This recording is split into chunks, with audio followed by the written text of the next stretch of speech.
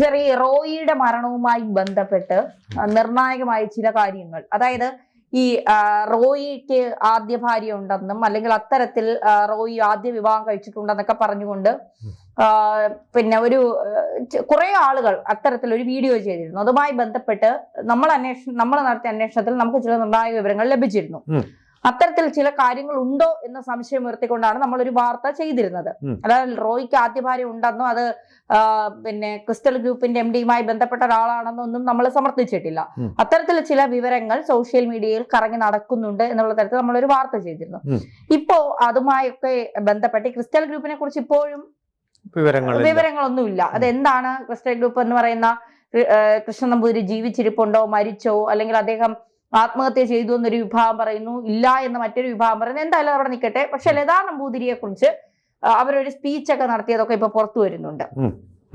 അപ്പോ ഇവിടെ SIT 3 കാര്യങ്ങളാണ് അന്വേഷിക്കുന്നത്. അതായത് റോയിയുടെ അന്താരാഷ്ട്ര ബന്ധം, റോയിയുടെ ഇന്റർനെറ്റ് കോളുകൾ, പിന്നെ റോയിയുടെ സാമ്പത്തിക ഇടപാട്. ഇത് 3നെ കുറിച്ചുമുള്ള കൃത്യമായ അന്വേഷണമാണ് സിദ്ധരാമയ്യ സർക്കാരിന്റെ കീഴിലുള്ള SIT നടത്തുന്നത്.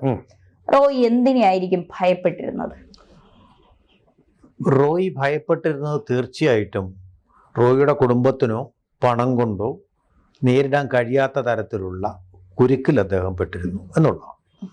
അതെന്താണെന്നുള്ളത് വ്യക്തമല്ല. അതെന്താണെന്ന് മറ്റുള്ളവരെ നേരിട്ടറിയിക്കാൻ അദ്ദേഹത്തിന് താല്പര്യവുമില്ല. അതുകൊണ്ടാണ് ഭാര്യയ്ക്കെല്ലാം അറിയാമെന്ന് പറഞ്ഞ ഒരൊറ്റ വാക്കിൻ്റെ മറയാണ്. ആത്മഹത്യാക്കുറിപ്പെന്ന് പറഞ്ഞ ഒരു വെളിപ്പെടുത്തലാണ് സാധാരണ. ഇവിടെ ഒരു മറയാണ്. ഭാര്യയുടെ എല്ലാം അറിയാം എന്ന് പറഞ്ഞിട്ടാണ്. അപ്പൊ ഭാര്യ എന്തു പറയാൻ ഉദ്ദേശിക്കുന്നു അതായിരിക്കും റോയി പറഞ്ഞതായിട്ട് നമുക്ക് കിട്ടുക. റോയി പറഞ്ഞതല്ല കിട്ടുന്നത്. അതായത് ഒരു ഫസ്റ്റ് ഇൻഫർമേഷൻ റിപ്പോർട്ടല്ല. അതിനാണല്ലോ FIR എന്ന് പറയുന്നത് നമുക്ക് കിട്ടുക. ഭാര്യയ്ക്ക് അറിയാമെന്ന് പറഞ്ഞ് പുള്ളി അങ്ങ് പോയി. പുള്ളിയെല്ലാം വിട്ടുപോയിച്ച് ഭാര്യയുടെ ഒരു പേര് മാത്രം മെൻഷൻ ചെയ്തു പോവുക ചെയ്തത്. അപ്പം ശരിക്കും ഇതൊരു ആത്മഹത്യാ കുറിപ്പാകുന്നില്ല ഒന്നുകൊണ്ടും.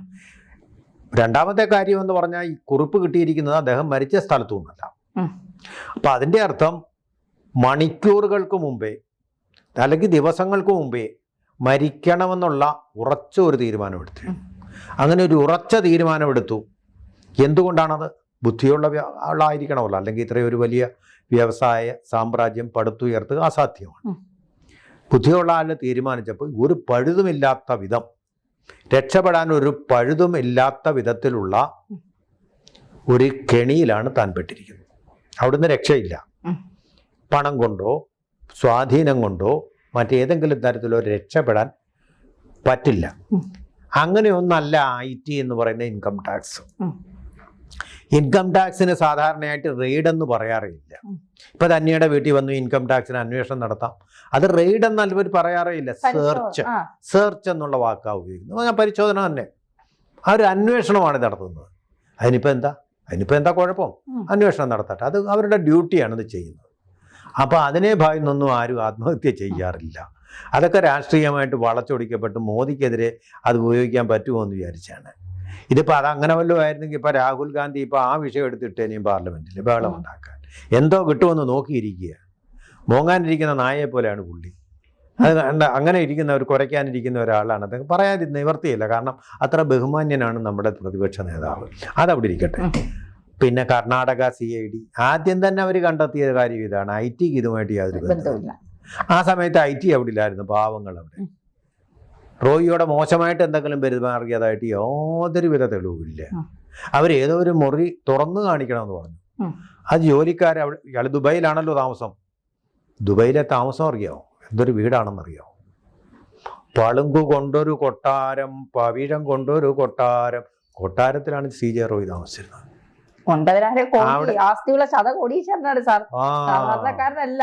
അവിടുത്തെ പെട്രോൾ പമ്പ് അഡ്നോക്ക് എന്ന് പറയുന്നതാണ് അവിടുത്തെ ഗവൺമെന്റിന്റെ പെട്രോൾ ശൃംഖലയുടെ പേര്. കോടാനുകോടി രൂപയുടെ വസ്തിയുള്ള സംഭവമാണത്. മനസ്സിലായോ? അഡ്നോക്ക്. അവിടെ ഒരു ജോലി കിട്ടിയാൽ തന്നെ കോടീശ്വരനാണ്. അങ്ങനത്തെ ഒരു സ്ഥാപനമാണ്.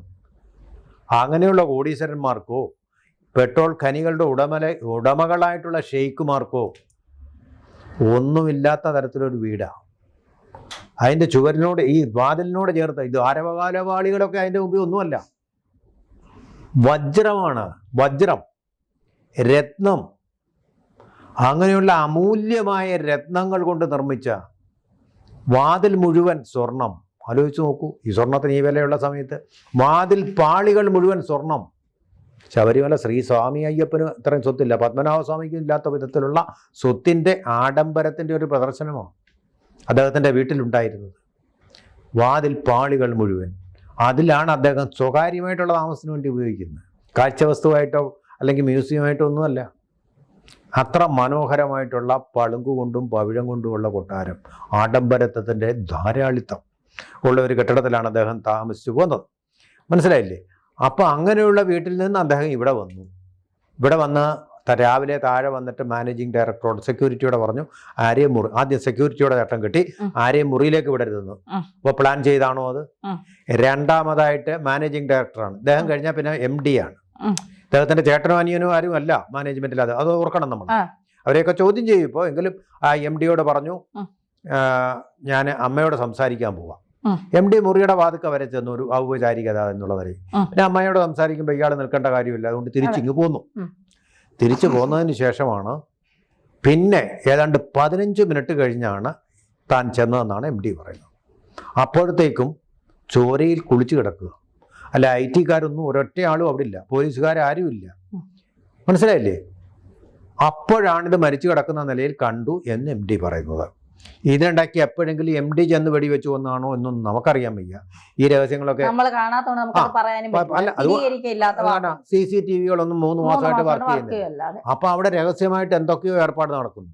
അപ്പൊ ഈ പളുങ്ക് കൊണ്ടും ഡയമണ്ട് കൊണ്ടും രത്നം കൊണ്ടും വീട് വെച്ച ആൾക്ക് തീർച്ചയായിട്ടും ഒരു CCTV ഉടൻ പറഞ്ഞു കഴിഞ്ഞാൽ നിമിഷങ്ങൾക്ക് അവിടെ ഇൻസ്റ്റാൾ ചെയ്യും. അപ്പൊ രഹസ്യാത്മകമായിട്ട് എന്തോ നടക്കുന്ന ഒരു ഭാർഗവി നിലവയമായിരുന്നു അദ്ദേഹത്തിന്റെ കോർപ്പറേറ്റ് ഓഫീസ് എന്ന് തന്നെയാണ് അതിന്റെ അർത്ഥം വായിച്ചെടുക്കാവുന്നത്, അല്ലേ?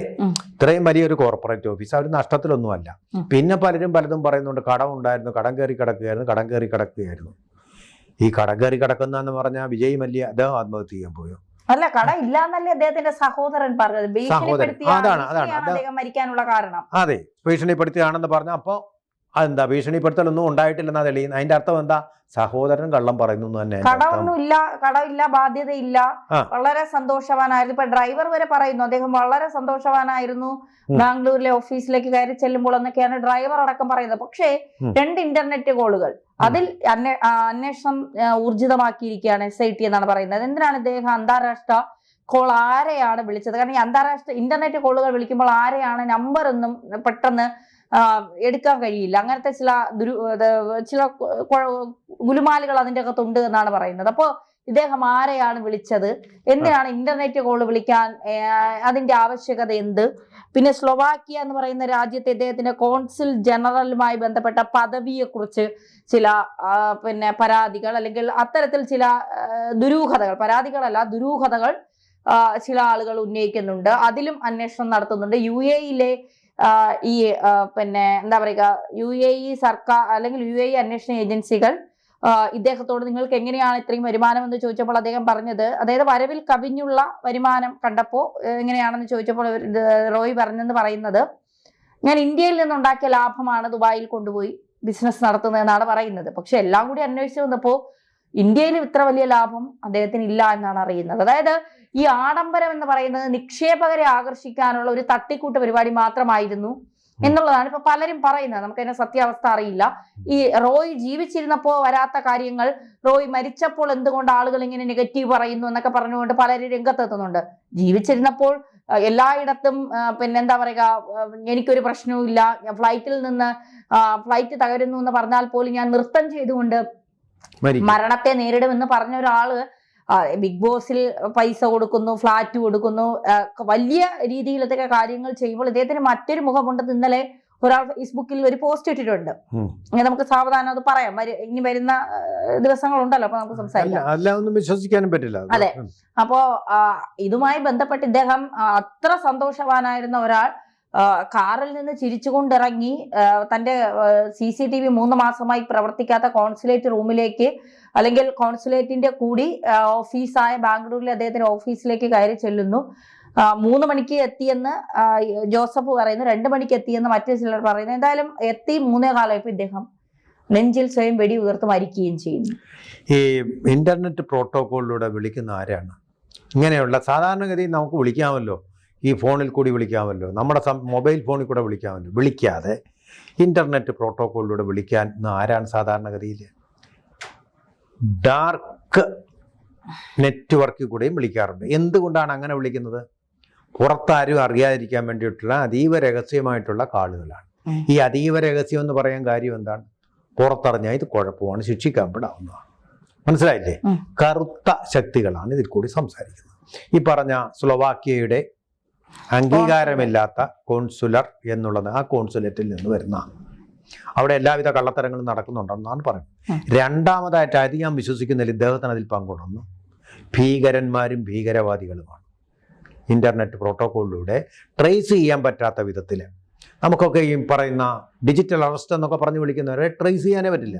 ബോംബ് ഹോക്സ് പലപ്പോഴും അവരെ ട്രേസ് ചെയ്യാൻ പറ്റില്ല, ആരാന്ന് അറിയാനേ പറ്റില്ല. ആ രീതിയിലുള്ള വിളിയാണ് എന്ന് പറഞ്ഞാൽ സോഴ്സിലേക്ക് പോയിട്ട് അവരെ പിടിക്കാതിരിക്കാൻ വേണ്ടിയിട്ടുള്ള ഒരു രക്ഷാ കവചമാണത്. മനസ്സിലായി? റോയിക്ക് അങ്ങനെ ഒരു ബന്ധത്തെ കുറിച്ച് ഇതുവരെ ആരും അല്ല, ഞാൻ റോയിക്ക് ബന്ധമുണ്ടെന്നല്ലേ പറയുന്നത്. അങ്ങനെയുള്ള കോളുകളാണ് വരുന്നത്. അല്ലെങ്കിൽ ഇന്റർനാഷണൽ കാൾ, ISD കാൾ വിളിച്ചാൽ മതിയല്ലോ. അങ്ങനെ നടന്നിരിക്കുന്നു. അപ്പൊ ഇത് സംബന്ധിച്ച് അതായത് ഇല്ലീഗലായിട്ട് ആരെയോ വിളിക്കാനുണ്ടായിരുന്നു. ഇല്ലീഗലായിട്ട് ആരോ വിളിച്ചു, അദ്ദേഹം വിളിച്ചതല്ല, അദ്ദേഹം തെറ്റുകാരൻ നമ്മൾ പറയുന്നില്ല.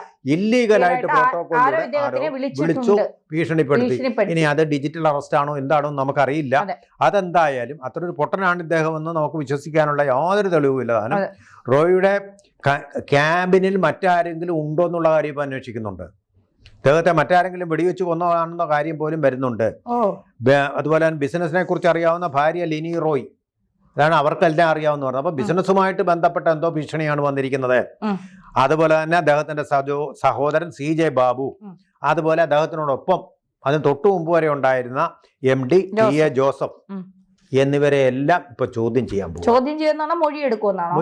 ചോദ്യം ചെയ്യുമെന്നാണ് പറയുന്നത്. ചോദ്യം ചെയ്യും എന്നാണ് പറയുന്നത്. ഈ രണ്ടും ഒന്ന് തന്നെ. മൊഴിയെടുക്കുക എന്ന് പറഞ്ഞാലും ചോദ്യം ചോദിച്ചല്ലേ മൊഴിയെടുക്കാൻ പറ്റൂ. അങ്ങനെ ഇത് എന്തായാലും ശരി, അവരിൽ നിന്ന് ആവശ്യമായിട്ടുള്ള തെളിവുകൾ എടുക്കും എന്നുള്ളത് തന്നെയാണ് പറഞ്ഞിരിക്കുന്നത്. ചോദ്യം ചെയ്യേണ്ടതായിട്ട് തന്നെയുണ്ട്. കാരണം നമുക്ക് ഇതിൻ്റെ സത്യം അറിയണം. നമ്മുടെ ഒരു ബിസിനസ്സുകാരൻ, നമ്മുടെ രാജ്യത്തിന് നമ്മുടെ GDP റേറ്റ് വളരെയധികം ഉയർത്തിയ ഒരു മനുഷ്യൻ എങ്ങനെ മരിച്ചു എന്നുള്ളത് നമ്മളെ എല്ലാം തീർച്ചയായിട്ടും അലോസരപ്പെടുത്തുന്ന, മഥിക്കുന്ന ചോദ്യങ്ങളാണ്. ആ ചോദ്യങ്ങൾക്ക് ശരിയായിട്ടുള്ള ഉത്തരം കിട്ടണം. ആ ഉത്തരം തരാതെയാണ് അദ്ദേഹം പോയിരിക്കുന്നത്. ഉത്തരം തരേണ്ടവർ സത്യസന്ധമായിട്ട് അതിന് ഉത്തരം പറയണം. ഇനിയിപ്പോൾ എന്തായാലും അദ്ദേഹത്തിനെ ആർക്കും ശിക്ഷിക്കാൻ പറ്റില്ല, അത്ര അകലേക്ക് അദ്ദേഹം പോയി കഴിഞ്ഞു. ഇനി സത്യങ്ങൾ പുറത്തു വരണം. ആരാണ് അദ്ദേഹത്തെ ഈ കുരുക്കിൽപ്പെടുത്തിയത്, അല്ലെങ്കിൽ മറ്റാരെങ്കിലും മുറിയിൽ പതിയിരുന്ന് കൊന്നതാണോ? ഈ കാര്യങ്ങൾ നമുക്ക് വ്യക്തമായിട്ട് അറിയണം. അതിനുള്ള നമുക്ക് കാത്തിരിക്കാം.